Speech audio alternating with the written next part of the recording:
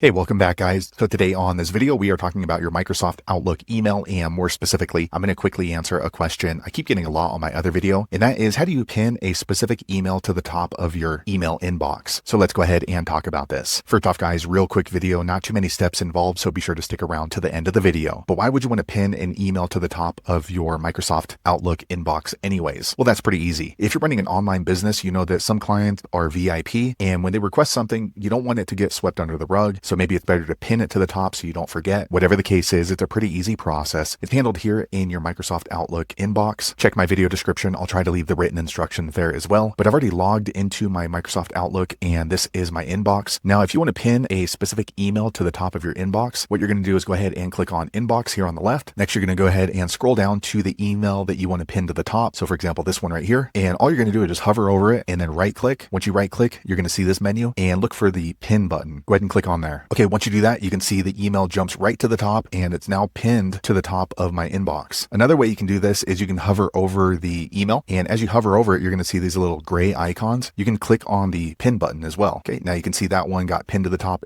So there you have it, guys. If you're wondering how to pin a specific email to the top of your Microsoft Outlook email inbox, that's the easiest way I know how to do it. If you know an easier way, be sure to leave a comment below. Let the rest of us know how you did it. Hopefully you found that video useful. If so, click thumbs up, or maybe consider subscribing to my channel, and I hope to see you on the next video. Thanks again for watching.